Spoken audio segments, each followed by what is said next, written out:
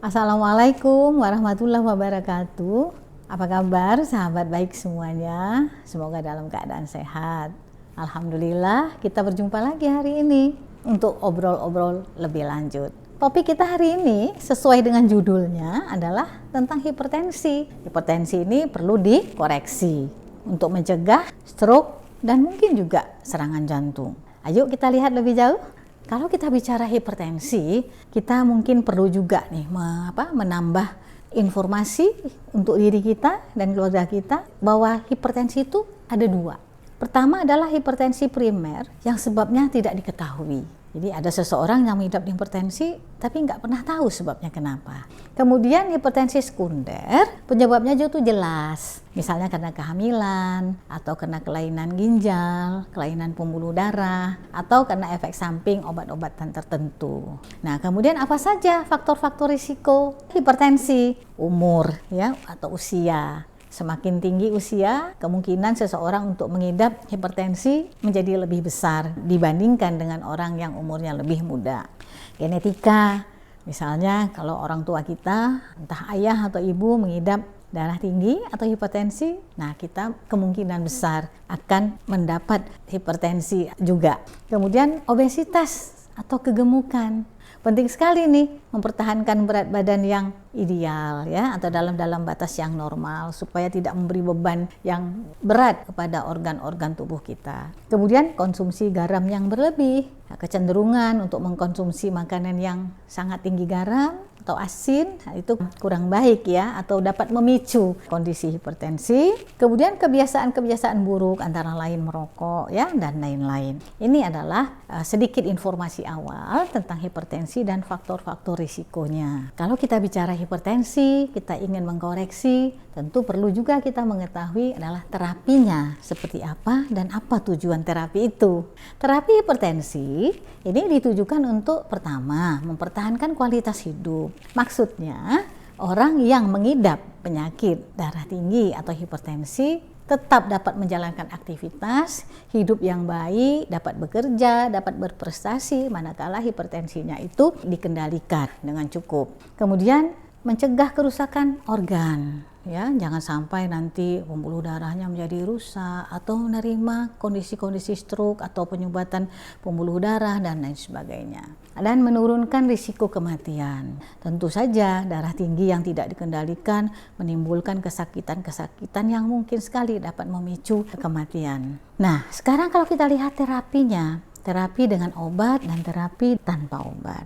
Kalau tanpa obat artinya kita menjalankan pola hidup sehat, makan yang seimbang, gizi yang cukup, kemudian berolahraga, dan lain-lain kebiasaan-kebiasaan yang baik yang dapat mempertahankan atau meningkatkan kualitas kesehatan kita. Bagaimana dengan terapi dengan obat? Nah, kita kan tahu bahwa obat itu ada obat yang memang dibuat secara kimia atau sintetis dan juga ada obat herbal atau obat tradisional dari bahan alam. Di sini saya mencoba untuk lebih fokus kepada obat herbal atau obat tradisional. Nah, kira-kira kapan ya saat yang tepat kita memilih terapi dengan obat tradisional atau obat herbal? Pertama-tama tentu setelah adanya penegakan diagnosa oleh dokter bahwa kita atau keluarga kita mengidap darah tinggi dalam konteks ini. Kemudian penyakit yang kita alami itu memerlukan pengobatan yang jangkanya panjang. Nah, misalkan orang darah tinggi kan biasanya untuk jangka waktu yang lumayan panjang minum obat darah tinggi secara rutin.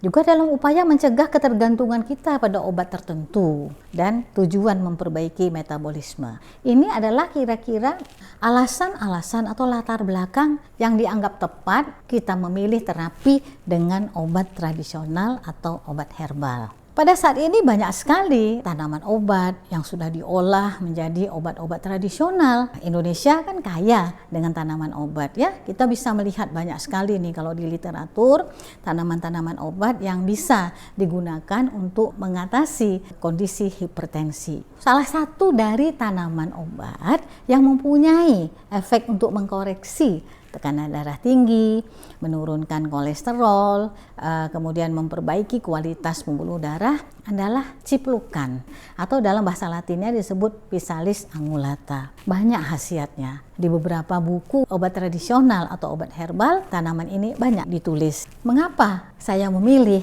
tanaman ini? Karena dia mempunyai beberapa kelebihan. Antara lain mempunyai zat aktif berupa senyawa polifenol, karotinoid, fisalin, asam malat, dan lain-lain. Dan juga ada vitamin C-nya. Nah, ini merupakan zat aktif yang ada di dalam tanaman ciplukan itu yang dapat kita manfaatkan untuk mengkoreksi tekanan darah tinggi kita. Karena dia mempunyai zat aktif, tentu dapat dong kita manfaatkan untuk memperbaiki kualitas pembuluh darah. Hasil akhirnya adalah tekanan darah akan turun, kolesterol kita akan turun, dan mencegah penyumbatan pembuluh darah. Tentu kita juga berharap nanti di ujung dapat mencegah serangan jantung. Ini keutamaan khasiat dari ciplukan. Tadi kita melihat dia punya zat aktif, ada indikasi-indikasi tertentu untuk memperbaiki kualitas pembuluh darah, mengoreksi tekanan darah, menurunkan kolesterol, mencegah serangan jantung, dan lain-lain. Bagaimana caranya supaya kita mendapatkan zat khasiat itu? Kemajuan teknologi memberi kemudahan bagi kita. Ya, teknologi sekarang sudah sangat maju. Industri-industri obat herbal begitu berkembang, dapat menerapkan teknologi sehingga zat berkhasiat itu dapat diekstraksi, dapat dibuat menjadi obat yang siap pakai. Nah, di sini ada teknologi nano yang dapat membuat ekstrak yang sangat halus partikelnya, yang mudah sekali larut sehingga sangat efektif dalam menurunkan tekanan darah, memperbaiki kualitas pembuluh darah, menurunkan kolesterol, dan lain-lain. Nah, inilah teknologi yang luar biasa saat sekarang yang dapat memberikan kemudahan bagi kita manakala kita ingin menjalani terapi dengan obat herbal atau obat tradisional.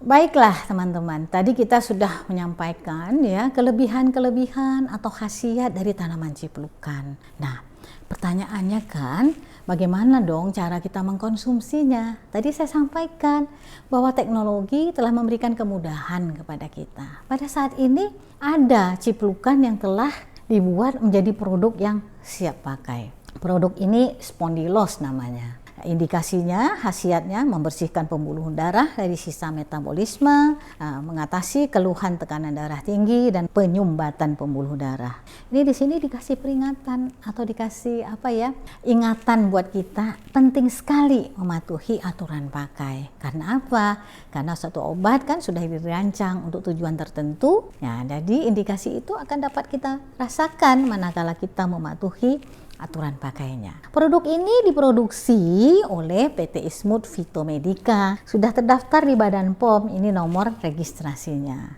Ya, penting sekali ya teman-teman untuk selalu mengkonsumsi produk, terutama obat-obatan ya yang sudah terdaftar di Badan POM. Ya, artinya sudah mengalami proses evaluasi tentang keamanannya, tentang khasiatnya, tentang mutunya, tentang manfaatnya, dan lain-lain. Jadi kita membiasakan diri mengkonsumsi produk-produk yang sudah terdaftar di Badan POM. Demikian teman-teman, obrolan singkat kita tentang hipertensi dan produk yang dapat mengatasi keluhan hipertensi kita dan mencegah serangan jantung atau stroke. Mudah-mudahan informasi singkat ini bermanfaat bagi kita semua. Sampai kita berjumpa lagi ya pada video-video yang akan datang. Assalamualaikum warahmatullahi wabarakatuh.